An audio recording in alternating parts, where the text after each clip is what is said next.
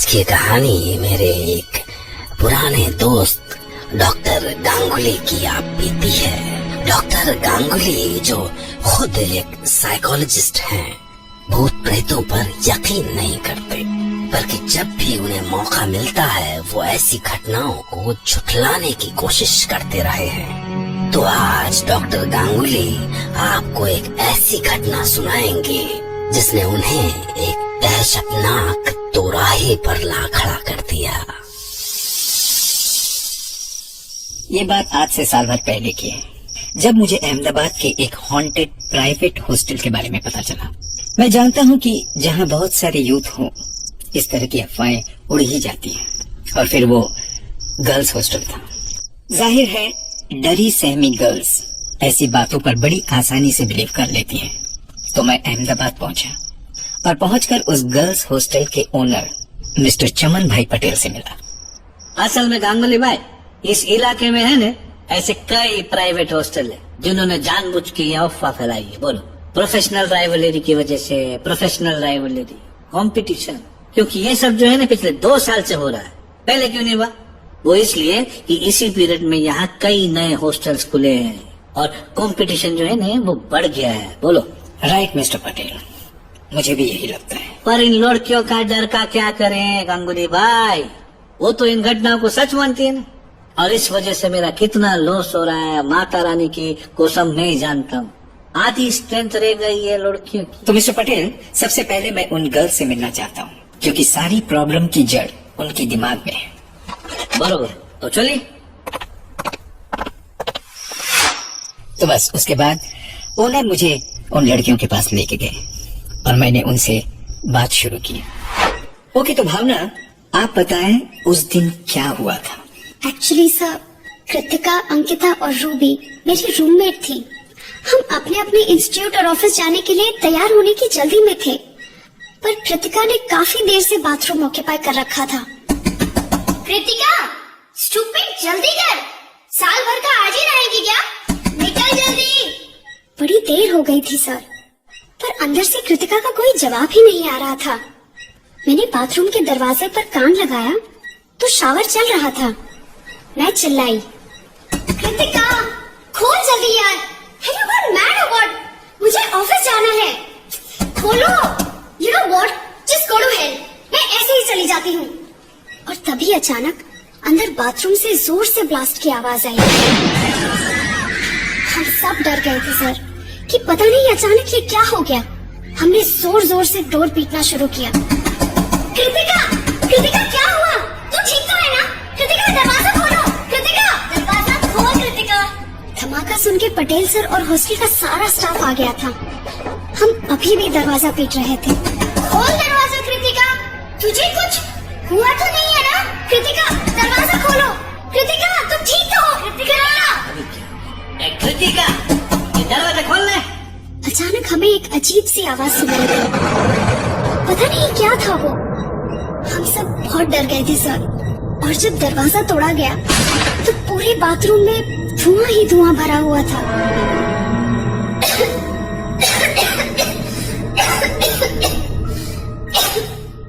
इसके बाद जब धुआं कुछ हटा तो हमने देखा कि गीजर तहस नहस हो चुका था और सामने कृतिका की लाश पड़ी हुई थी। उसका फेस बुरी तरह से जला हुआ था सर। हे माता, ये सब कैसे? अरे पुलिस को फोन करो ने, पछी एम्बुलेंस को फोन करो जल्दी। हालांकि पटेल सर बोले कि गीजर के फटने से कृतिका की डेथ हुई है और शायद फेस बुरी तरह जल जाने के कारण वो कुछ बोल नहीं पा रही थी, पर डोर का सहारा लेकर खड़े होने की कोशिश कर रही थी। शायद इसलिए हमने वो नाखूनों के खुरचने की साउंड सुनाई दी, पर ऐसा उन्हें लगा होगा, हमें नहीं सर। अंदर जरूर कुछ था, शायद कुछ, पता नहीं sir, but I am sure. इस केस में तो साफ था कि गीजर ब्लास्ट से ही सब कुछ हुआ था। और इसके बाद अगले दिन मैंने उसके एक सीनियर से और एक घटना के बारे में पूछा। ये घटना पिछली वाली से कुछ 1 साल पहले की थी। अच्छा तो मेघना, तुम मुझे सब कुछ साफ साफ बताना। Okay okay sir. सर, उस साल कृतिका वाले रूम में प्राची और उर्वी रहा करते थे। हम तीनों सेम आईटी कंपनी में जॉब करते थे।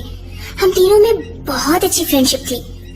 एक दिन क्या हुआ कि प्राची सेठ की उसके मॉम डैड आए हुए थे, प्रेसिडेंट होटल में ठहरे थे।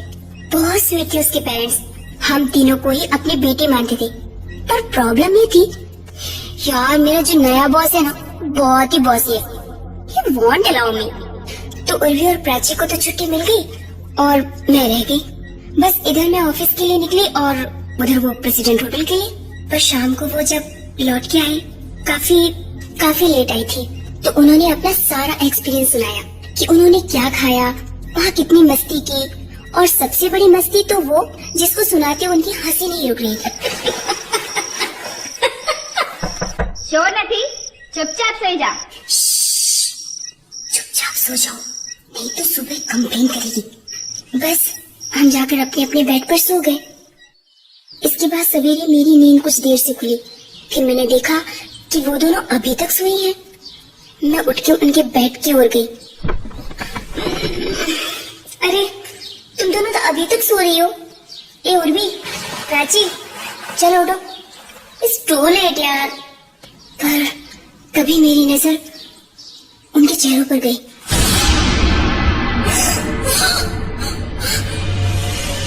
उनके चेहरे बुरी तरह से जले हुए थे सर, मर चुकी थी वो दोनों। पर बेड पे लेटे लेटे उनके चेहरे कैसे जले? ये तो किसी को नहीं पता सर कि बेड पे आग का तो कोई निशान तक नहीं था, पर पीसेस 90% जले हुए थे, बिल्कुल जैसे उस दिन बाथरूम में कृतिका का फेस जला था। मुझे कुछ समझ में नहीं आ रहा है कि ये कैसे हुआ। मतलब बेड पे लेटे लेटे वो कैसे जल सकती है, जबकि बेड की चादरें बिल्कुल ज्यों की त्यों हैं। तभी हॉस्टल के ओनर मिस्टर पटेल वहाँ पहुँचे। आप भी उलझ गए गांगुली भाई, आप भी उलझ गए। हाँ, पर ऐसा होता है, कभी किसी साजिश की वजह से तो कभी खुद ब खुद। बस हम उसका कारण नहीं जान पाते। तो गांगुली भाई, मैं आपको अभी एक किस्सा बताता हूँ जो मेरे साथ हुआ। हाँ तो कम ऑन गर्ल्स, आप लोग भी आइए। पटेल साहब अपने साथ घटी घटना के बारे में हमें कुछ सुना रहे हैं। हाँ, આવી જાઓ આવી જાઓ બેસો બેસો તમે બેન બેસો વર્ડન બેન બેસો બેસો। हाँ तो क्या थी वो घटना? हाँ, तो ये बात उन दोनों इंसिडेंट से पुरानी है, लगभग 2.5-3 साल पहले की। मैं उस रात मणिनगर की ओर से आ रहा था। रास्ते में कोंकरिया लेक और गीता मंदिर होते हुए जमालपुर वाले ब्रिज पर पहुंचा तो एक लेडी ने मुझे रुकने का इशारा किया। मैंने सोचा आधी रात को यहाँ सुनसान में ये लेडी कर क्या रही। मैं कुछ डर नहीं बल्कि अलर्ट हूँ, पर पता नहीं कैसे मेरी कार अपने आप रुक गई और रुकी भी ठीक उस लेडी के पास जाके। बोलो, मुझे तो शौक लगा, पर मैंने अपना विंडो ग्लास जरा सा डाउन किया और उससे पूछा, बहन आप तो यहाँ आधी रात को? मेरी कार खराब हो गई है उधर ब्रिज के पार, आप मुझे आगे तक छोड़ देंगे? जाना किधर है आपको? सैटेलाइट। उसके लिए तो रॉकेट लेना पड़ेगा ने। बैठ जोक बहुत खराब जोक था। आप एक काम करो बहन, आप पीछे वाले सीट पे बैठ जाओ, आगे सामान रखा, आप पीछे वाले सीट पे बैठ। मैं आपको पिरामिड गार्डन पे ड्रॉप कर दूंगा, वहाँ से आपको टैक्सी मिल जाएगी, बराबर से ना? और वो बैठ गई। मैं आराम से ड्राइव कर रहा था। अचानक मेरी नजर रेयर व्यू मिरर पे पड़ी तो मेरे को शौक लगा। बोलो, क्योंकि मिरर पे मैंने देखा कि पीछे वाली सीट पे तो कोई बैठे ही नहीं है। बोलो, और मेरे को तो ऐसा शौक लगा कि गाड़ी सड़क से उतरती बची। बोलो, रियली सर? और फिर पर जब मैं हॉस्टल पहुंचा, कार से उतरा तो अचानक बैक डोर अपने आप खुला और बंद गई, जैसे कार से कोई बाहर निकला। हाँ, कहानी सुनी नहीं कि गपशप चालू। बस ऐसा कुछ होता है और आप उसमें नमक मिर्च लगा के इतना बड़ा बना देते हैं कि सारे शहर में उसकी चर्चा होने लगती। बट सर, व्हाट इफ आपकी कार में वही लेडी आई हो? मतलब आत्मा? सो बात करे छे, ये जो तुम लोग का गॉसिप है ना, ये मेरा लॉस कराता है। भाड़ में गया तुम्हारा ये गॉसिप और तुम्हारी वो आत्मा। तभी मैंने कुछ बोलना चाहा, पर मुझे लगा मेरी आवाज को क्या हो गया है। वो अजीब सी हो गई थी, जैसे किसी औरत की आवाज। और मेरा कंट्रोल ही नहीं रहा उसमें। भाग नहीं गई थी, लेकिन मेरी आत्मा नहीं। तुम्हारे दोस्त ने जिंदा जला दिया था मुझे।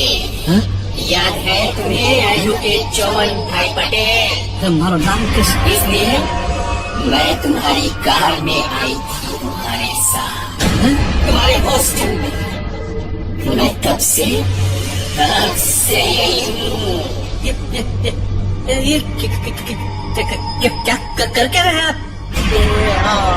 आपकी आवाज गांगुली भाई? गांगुली नहीं, रूपाली शाह। रूपाली? नहीं, तुम कैसे हो सकता है ये? तूने केस लड़ा था अपने दोस्त का, तब तूने कोर्ट में जिताया उसे। हाँ, गलती होगी पापा। पर अब हारेगा, आज हारेगा तू, क्योंकि you killed me in the court. You did it. And you will have to pay for it. पता नहीं कैसे इतनी ताकत मुझ में आ गई, मैंने मिस्टर पटेल को उठाकर वही फर्श पर पलट दिया।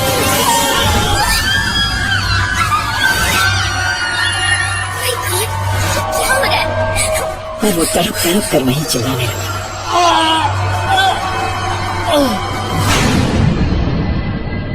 और उसके हाथ उसके चेहरे पर थे, और कुछ ही देर में जब उसकी चीखें बंद हुई तो वो मर चुका था, और तभी उसके हाथ अपने उसके चेहरे से अलग हो गए। और मैंने देखा कि मिस्टर पटेल का चेहरा बुरी तरह से जल चुका था, शायद ठीक उसी तरह जैसा कि कृतिका, प्राची, उर्वी, इन तीनों का चला था।